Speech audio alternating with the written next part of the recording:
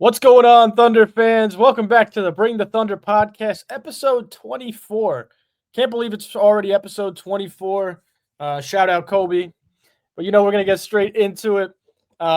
First off, before we even start, we really appreciate everybody who's been tuning in, subbing to the channel, joining us in our memberships, chatting in our members only chats. It's been fantastic. Such a great start to the season. So we want to thank you guys so much. And we're going to do our best to continue to provide the best content that OKC Thunder fans could ever want for you. But with that being said, episode 24 has begun. And we're going to start off with our first topic. Reggie Miller made some big headlines the other day. Reggie Miller compared Shai's Thunder to MJ's Bulls, comparing Shai to Michael Jordan and J-Dub to Scottie Pippen. Now, Satvir was big on the Scottie Pippen J-Dub comparison early in the season last year, so we want to give him some credit for that because that's before he even did all the things that he did in the playoffs for us and won a championship. So I just want to hear your guys' thoughts. Like that's some high praise, and I'll start with Satvir first. Yeah, I think it's a mix of the star power and just how young they are and how dominant that they're becoming. I can't believe that. I guess, I said that before going into the playoffs because I think Jada wasn't having the best run in the season, and he was kind of the X factor for most people. Like Stephen A. Smith had mentioned him as the X factor between us winning a championship and not. And I guess I didn't really have any doubts because I saw like how consistent he is, even though he doesn't get his calls, he doesn't get, that part of the game. But the part he's really dominant on, similar to Scottie, is his defense. Like he's a top high-end small forward, power forward, whatever. Like he can guard 1 through 5. It's super rare skill. And he has an underrated amount of strength. Like people don't really mention how he's able to stop centers and guards. Like it takes a lot of versatility. So I think he has the best comparison there. And then Shai with MJ, I feel like they'll just shoot themselves out until they win the game. And it's been rare that we've seen guys like that. Like Kobe also gets mentioned alongside Shai's name. So I don't think, Reggie's too far off. And I think we started hearing rumblings of like that Scottie MJ pairing with these two, but now it's kind of way more visible after their first run. And it feels like they're going to kind of continue that run. So.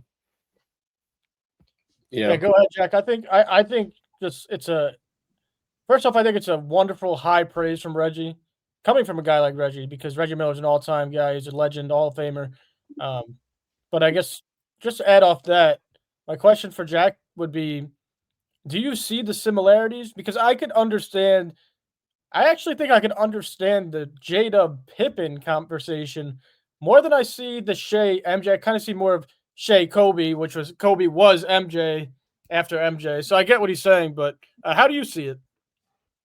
Well, first off, I think it's pretty cool to see from Reggie Miller, especially after obviously we just beat his Indiana Pacers. So I think it's a cool praise, but I think it's pretty accurate. I love to see J-Dub get the spotlight for his two-way play because some people just call him overrated, or all the casuals just don't understand his game, but his impact on both ends is insane.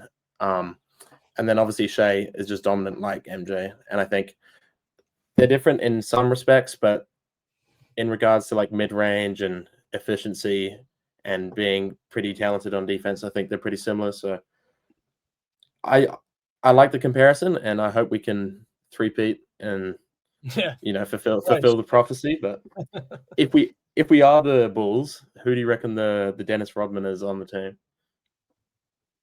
It's Lou Dort, right? It's got to be Lou Dort, that's just defensive playmaker. He's obviously not as much as the crazy rebounder that Rodman was, but the thing about this OKC team is I feel like they got a bunch of Dennis Rodmans on the team. Not necessarily the rebounds, but I'm talking about that defensive ferociousness. Case and Wallace as a guard on defense, obviously Lou Dort's defense, Alex Caruso's defense. But we are going to get into defense in just a little bit here. Moving on to our second topic. It's not that we didn't expect this, but blazing start to start the NBA season for the Thunder. They started 8-0. They lost on the second night of a back-to-back last night to Portland. Extremely injured, but they just look fantastic. The offense is clicking. Ever since Isaiah Joe came back, they're really starting to be able to shoot the ball better.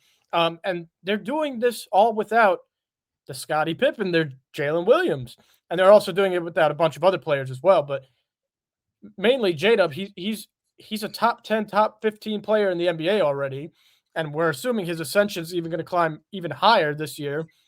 How impressed are you guys? Because we knew they were going to be good, but to start this fast without him, just tell me your thoughts on that. Yeah, I think just the way we've been able to sustain kind of the growth, and Shai mentioned it best, it's more about kind of the journey than it is just about reaching that destination. And I think that's the overall theme for the team when it comes to games and wins, and just how they look at the season between Mark and Presti, like kind of leading that charge.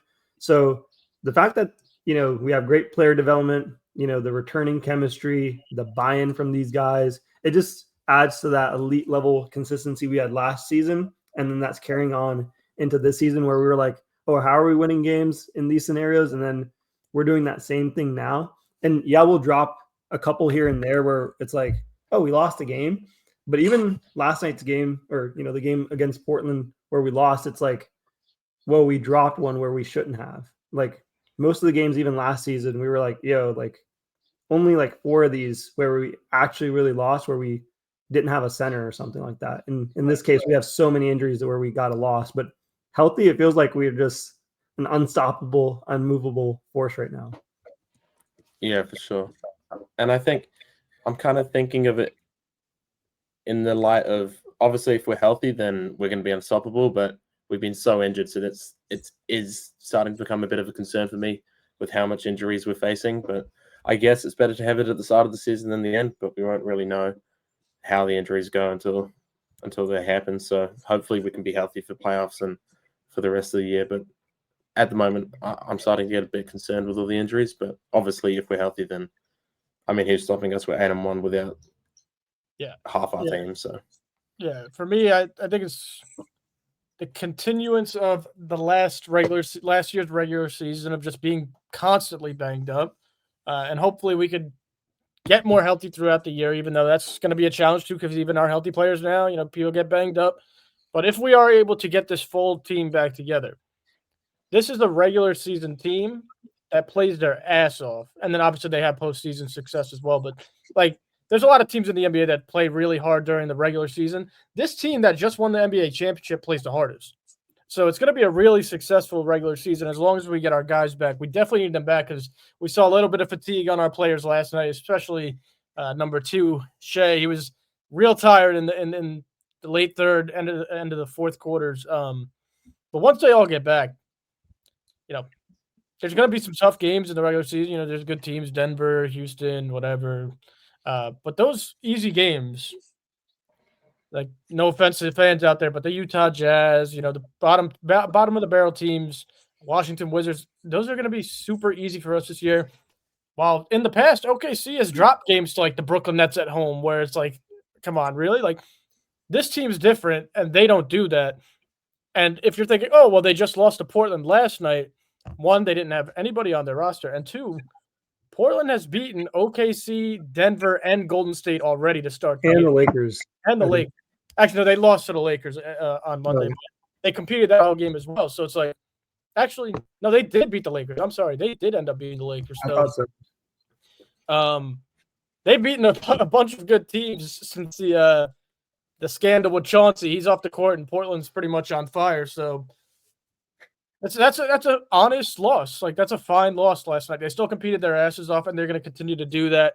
And I'm really excited to see where this season can end up. Now we transition to the defense. The defense was amazing last year. It started in the regular season, continued all the way throughout the playoffs. And the team that just won the championship's already leading the league in defensive rating. The guys, none of their mindsets have changed. It's still the same goal every single night, every single play on defense. Satvir, tell me how they do it. The main thing right now is we have a 3-headed monster, and then we have, you mentioned who do we think Dennis Rodman is, and I think that force is going to be Chet Holmgren with his blocking ability and just his general thing. And then those 3 kind of make up the other X factors of working really hard. But the other guy that's been a top rated defensive ace right now is AJ Mitchell, just in terms of advanced stats. I don't know if you guys caught that. Like, he is on fire on defense. And I think I saw like sparks of it where he could have been a two-way player and a two-way guard. But the way we, get guys like Wallace and AJ and, continue to build around two-way guys is honestly like getting really scary for the league because honestly, we could have nights not shooting even 20% and still win games. And the rating's going to only get better. And I think we could beat out our own rating from last season. So that's my prediction, at least. To answer your question on how we do it, I think Shai is the answer because he sets the tone on defense. You see a lot of stars. We were talking about this the other night, but a lot of stars take defensive possessions off and they can't be bothered and they'll save their energy for offense. But he gives it his all on defense. And I remember Isaiah Hartenstein finding that pretty shocking when he first came over. And obviously he played with Jalen Brunson. So I think Jalen Brunson doesn't mind taking a couple plays off on defense. So I think he just sets the tone. And if the MVP, one of the best scoring players ever, can do it, then so can you as like a two-way or a second-round pick. Right. So I think everyone just feeds off that energy. Fun stat for Shai, he's leading guards in blocks right now. So he's definitely putting in the work. And he's usually top of the list, top 5 every season in stocks, which is blocks plus steals. Yeah. And Chet's right there with him. So they're going to be in like the top 20 again in those and maybe even enter that top 10 between both those guys. And that's like a lot of defensive players. And for them to still be that high on the list is pretty ridiculous. Yeah. And I think you guys both hit it right on the nose. I mean, just the effort, it comes from the leadership in the locker room, and it comes from the best player on the team. And Satvir, you're extremely right. Like, their monster defensive rating it's already a monster defensive rating, and they're missing Jalen Williams, who outsiders might think, oh, yeah, like he's their second best scorer. He's like our best defender as well. Like, or you can't even rank these guys. He's one of our best defenders. He's an all NBA defensive type of player as well on the offensive side. So it's only going to get better. The more healthy they get, the more fresh they get. I think this team's going to be unbelievable this year. And we'll talk about record predictions coming up in this episode. Next, talking about injuries. We had a guy came back. His name's Isaiah Joe, and he's really turning up to start the year. Ever since he's come back, the last few games, OKC's three-point rating has gone up. Their offensive rating has gone up. And Isaiah Joe's has the best offensive rating in the whole NBA right now. Even almost made a game-winning three or a game-tying three last night, late in the fourth quarter. Got fouled. It was a 2-pointer, whatever. But this guy has been so essential to the success of this team so early in the season. He looks extremely more comfortable and confident than what he did last year, especially in the playoffs. He looks like he put on some size, and he also looks like he has a quicker release to his three-point jump shot. Where do you guys see him fitting, not only during this regular season, because we know he's a great shooter during the regular season, but does he fit in the playoff roster this year? I mean, I'll handle this first. To be in a category with other perennial stars or pretty much stars like Luka Doncic, Anthony Edwards, Jokic, Giannis, when it comes to this type of stats and, calculating how many points a player creates within 100 possessions and then playing alongside one of the most efficient guards and then being able to have this type of offensive rating with just over 24 minutes per game. I think his rating is at 130, which is ridiculous. I mean, he's a six-season guard, averaging 18 points, shooting one of the best clips right now. And one thing I have to say, I try to be an early mover on everything. We've been saying this for years, but this guy has to be in the three-point shooting contest. I don't know how they snub him this year again. It's just getting ridiculous. I don't know how we have to get in front of the league to get him on there, but I think fans outside of Shai getting MVP, I think that's probably the agenda that I'm going to push the most because I think he deserves it at that point. Lou Dort got his powers for being a defensive ace. He should get his for being a three-point specialist. Yeah, I mean, hopefully with this, now that we've won a chip and we have all the spotlight on us, I think he should make it this year. Just being the best shooter on the best team. There's normally one that makes a 3-point contest. But and I did want to say, I think the main improvement for Joe this year for me is consistency, because last year he showed flashes of this. He had that 30-point game in New York, and some nights he'd be really good, but then some nights you just couldn't rely on him at all, and he'd almost sell the game because you're expecting something from him. But I think this year he's been consistent, and you get what you expect, and I think it's just been key to just with the trust to put him in. So if he continues like this and plays the whole season as he is without going too inconsistent, I think he might slot into a pretty decent minutes come postseason. Yeah, I think he's going to have to at this point. And I think he's been playing decent defense to start. Obviously, defense is different in the playoffs, but we were used to Isaiah Joe maybe having 8 points, a couple threes, 9 points, and a game with no points. He came back against Washington. He put up 20 points and 6 rebounds. He had 13 and 5 against New Orleans. He had 22 and 3 against the Clippers. And obviously last night, 14 points. These are really good numbers off the bench, especially for the contract that he's on and especially for the shooting that he brings. We're going to leave it up to Mark to figure out where he's going to slot in, but especially for the rest of this regular season, he deserves a lot of time on the floor. Moving on. I gotta add some stats to this before we transition. Go ahead. He has a player rating of 105.1 before this Blazers game, which is the NBA's best. He also had a pretty good defensive rating of 116 in the 3 games since Joe returned to the lineup. The Thunder are outscoring opponents by an average of 23 points, and he's also boasting a really high plus minus of 36. And I don't know how those stats changed from last night's game, but that's still really good just to kind of put in perspective, how well he's playing for us. Absolutely. Now we're moving on. Next, we have – what do we have next here? Update on an unfortunate story out of Oklahoma City. Shai Gilgeous-Alexander's house was broken into. Luckily, when his wife or fiance and son were at the game and nobody was in the house. What are we doing? What are we doing? This is it must have, for me, I won't throw allegations. It must have been a pre-planned thing, something bigger than a few morons just, let's rob this house. But come on, this is ridiculous. We saw it happen to Jaylen Brown last year. It kind of threw him for a ride throughout the year. He had to deal with, relocating his mom and figuring out what they were going to do. Shai looks like he hasn't missed a beat since. And he touched on it and said, everyone's good, so that's all that matters. Going to focus on basketball. But can we just do better? What do you need? What do you need? Unless it's some type of scare tactic. But I don't know. Your guys' thoughts on this stupid ass update that we're talking about right now? I'll let Jack go first. I mean, it's kind of sad to see. It's kind of yeah. I'm just glad no one got hurt, and it's not a bigger thing than it needs to be. But yeah.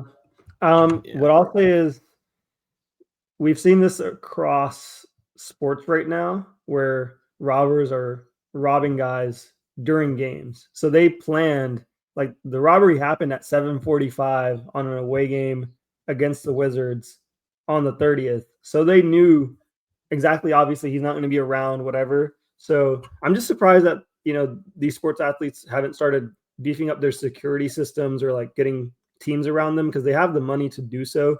I'm seeing it across the NBA, NFL, and now it's spreading everywhere else.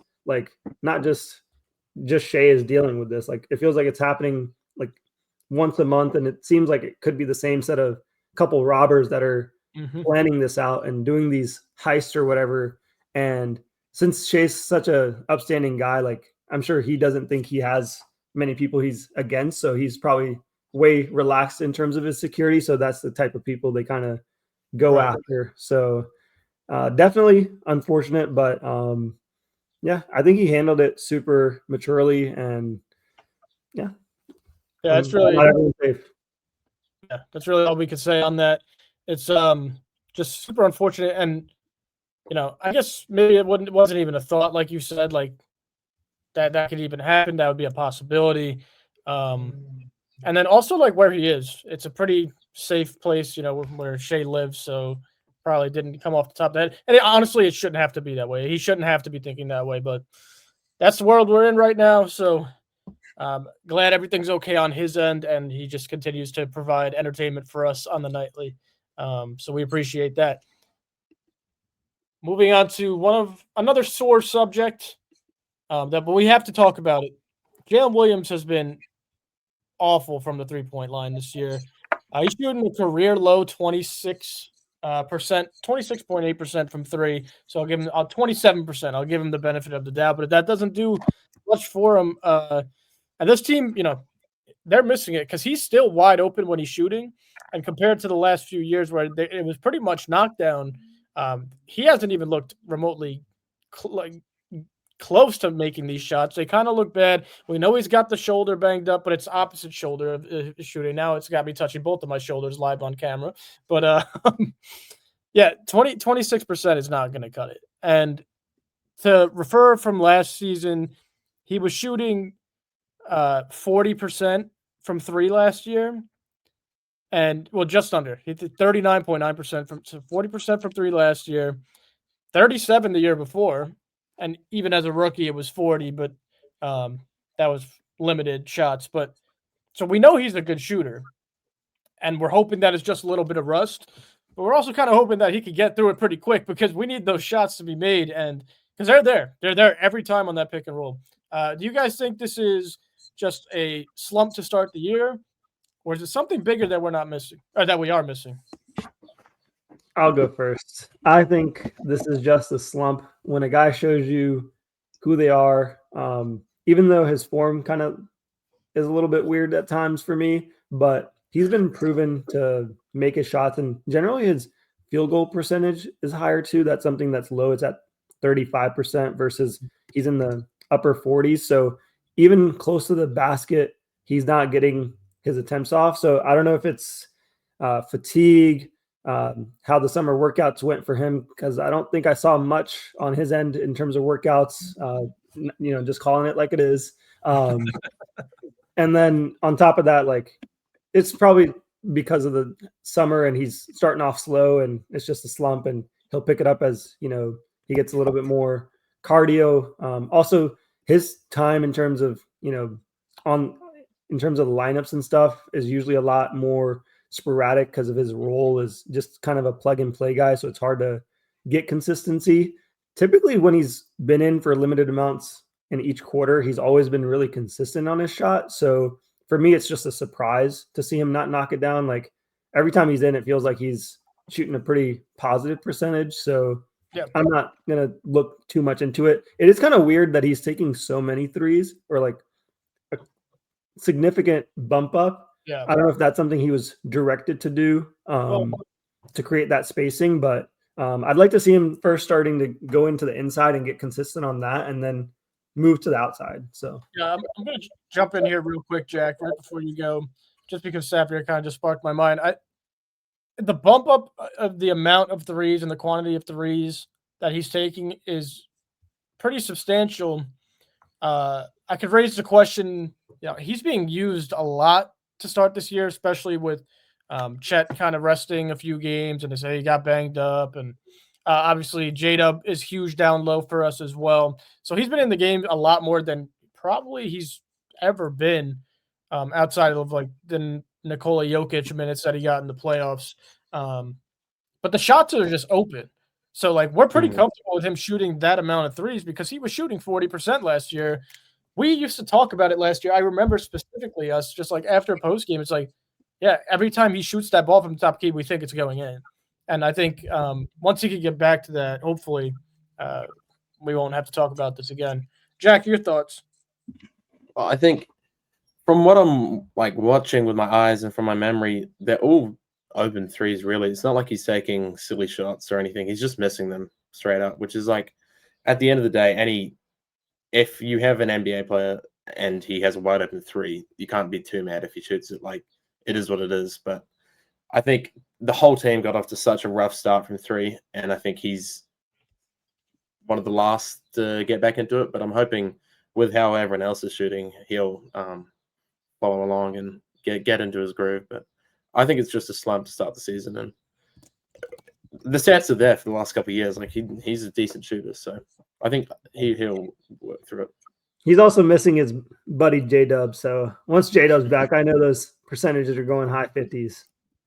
Yeah, right. I mean, I think you're right there too.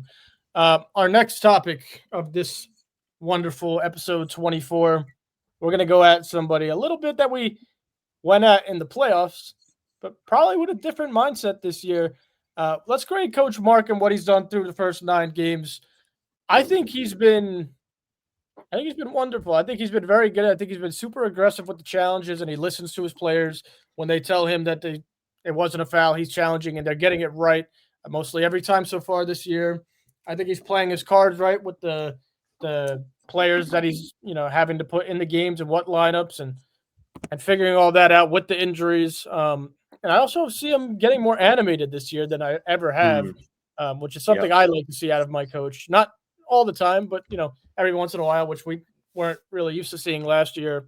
Your guys' thoughts? I think he's been great. For me, I'm actually going to give this a grade. I don't think I could give him anything outside an A-. I think he's been fantastic to start the year. Yeah, I was going to touch on the animation, but he's been fuming sometimes with these calls. Like I've never seen him that emotive before, so it's cool to see like the passion seeping through. But I think he's done a great job, and especially with playing AJ Mitchell and not cutting his minutes, even though some guys are getting back, or if like he's balancing the whole roster really well. Because we had this chat the other night about how we have so much talent and we don't know what to do with it. But I think he's managing to play everyone pretty well. But it'll only get harder when J-Dub comes back and there's all these minutes. But I think for now he's done a great job in that. And the other night with Portland, he might have put out one of my favorite starting lineups of all time in OKC Thunder history of Shai, AJ, Wiggins, Kaysen, and Hartenstein. So I'm pretty happy with how he's done. Yeah, I would say he'll probably get like a A- for me. I still think there's some things he could clean up, but overall, like he's gotten more balanced in terms of the roster usage. He's trusting all his guys, which is really good to see. The defensive system has always been great, and I've never really seen cracks in it. Like they know exactly what scheme they're looking to play. I think the things that he could improve on is maybe some of the late game substitutions, just like in the final 2 minutes when it's really crunch time. I want him to be decisive rather than trying to take chances, I guess. Like I don't mind, obviously it's the regular season, take some chances here or there, but I don't know, like if you have the opportunity to win a game, like, and we're in the last minute, there's no reason to just, I don't know, put a player that you wouldn't normally do. I think he had Oos out there on some minutes that I was like, is this really the time, Mark? Like, I get it, but like, please, we're trying to win some games here. That's my only little critique of him. I think the other one that I was going to mention earlier about Shai and the injuries and everything, this kind of ties along with Mark. I think the organization's got to get locked in on Shai's minutes a little bit. I'm kind of getting worried. He's pulling such a heavy toll right now early, and I don't really prefer that. Like this is the second season he's having to do that with a star player injured, and eventually it catches up to you. Like all the big players this has happened with, and especially he's not that young. Like we've seen a guy like Steph Curry, that roster kind of get depleted with injuries over time. So, I compare them to him because similar players, similar type of builds and everything in terms of versatility and injuries and all that. So I need Mark to lock in on Shai's minutes. I don't mind if he plays a little bit less moving forward, especially if this is how the injuries are going to go for the season, because all we need to be is a top 3, top 4 seed. I don't really care where we are. As long as we're top 4, we should be fine. Yeah, I absolutely agree at that last part there. Like in a game against Portland last night, I know we're depleted, but there still is a case where you can still put a lineup out there that doesn't include Shai. He put him in with like 8 and a half minutes left in the fourth quarter. I was kind of hoping, that he could have left him off until about 5.5, 6, no matter what the score was, just because it's a regular season game. The guy's playing a back-to-back nights. He's playing like 37 minutes a night at this point. So Yeah, the usage is going a little too ridiculous. Like, right. I'm not used to him. Like, I want him to play it and show us that he has the stamina, but when you have like back-to-backs like this, like there's no reason to show off that he has that ability, especially Right. when we've seen now that he has already proven that he's won a championship. Like, we don't need to prove anything in the regular season by putting him out there. I feel like we're starting to get into a weird territory here. People hate the word load management. I know we made a video about it, but hey, man, you got to keep the stars healthy. And that doesn't mean not playing them, but that does mean managing their minutes throughout the game. So, right. And it also didn't help starting the season off with 2 back-to-back double overtime games. So the usage has been up, but it'll clear out once we get some of these guys back, especially J-Dub. Let's finish this episode off with our last segment, everyone's favorite. Updated record predictions. At 8-1 through 9 games, OKC has been on fire to start the season. That being said, they may have picked up another injury last night. We're not too sure. I'm not going to confirm it. But Aaron Wiggins was missing for the last 5 minutes of that game. There was a timeout called with like 4:39 left, and he was on fire. And then he wasn't seen on the bench. We haven't heard anything out of OKC. And we all looked, but there's nothing. So hopefully it's not as hopefully it's not bad. But with that being said, I'm going to let Satvir start. We're 8-1 now, Satvir. We're looking fantastic. We're going to get healthier. It all just matters when that comes. we're winning 68 games. I was at 70. I'm dropping it down to 68. I think with that loss that we just had, and I don't know, I'm feeling more comfortable dropping it down with the injuries and everything. And I think eventually we need to slow it down. Like, we need to give Shai a game or two off here and there. So there's opportunities for losses, but 68 games, one is still above the betting markets totals that they had. I think they had the line set at like 62.5 right now on MGM. So I'm still going to take that. If you guys are even below that at like 65-17 or something like that, like, I can understand it. I think the lowest I could go for this team specifically is like, I don't see them winning any less than 60 games. Like, there's just no way. Yeah. At the start of the season, I was predicting around 60 just because I thought we'd cruise through. Maybe a couple of injuries would hold us back, but these first 9 games have shown that won't happen. So I think I'm up from maybe about 58 to about 66 wins, I reckon. 66 wins. Because I think, yeah, there'll be, if J-Dub's out for a little bit more and if Shai's out for a game, then there'll be a couple losses, but obviously 66 would be very good. But somewhere around what we did last year. Yeah, I think I started the season off at 68 again. Maybe a bit under, but I believe I said 68. 8-1 to start the year with all these injuries is telling me you got to just keep taking the over on the wins, whatever it is. I'm going to sit at like 64 wins. I believe that's still a fantastic record, 64 wins. But the toll of this season's already been so much without our guys, and then we're going to have to get guys back in, and they're going to be getting into game shape, getting into, back into their roles. I think 64 is a good number. It's a tough schedule to start the year. We're like one of the only teams to only have 9 games played already. We're playing back-to-backs. We have another back-to-back next week against the Warriors and the Lakers. That's nice. Thanks to really start the season off strong here with these back-to-backs. But yeah, I think 64 wins is probably right where they'll sit around, and I'm looking forward to watching the rest of the season. With that being said, ladies and gentlemen, thank you guys so much for tuning in to the Bring the Thunder podcast, episode 24. Again, we appreciate everybody who watches, tunes in, interacts, comments, likes, subscribe. If you are enjoying the content still, make sure you tell us down in the comments below. Like the video, subscribe to the channel. Go check out our memberships. Like I said, we already have people filling those out, and we're going to have Many videos coming out soon for our members. And that's really it for me. Anything else from you guys? No, man. I'm super excited for what's to come into the new year and these next couple months here too. We're starting to ramp it up, and I'm excited everyone's joining us for this journey. Mhm. Yeah, it's great. All right. We will see you guys. Well, you'll see this video tomorrow morning. We'll see you guys for the game preview, the Kings game preview tomorrow evening. And then we will see you guys tomorrow night to recap, hopefully, our first NBA Cup game win tomorrow in Sacramento. See you guys tomorrow. Appreciate everybody. And Thunder up, baby. Let's go.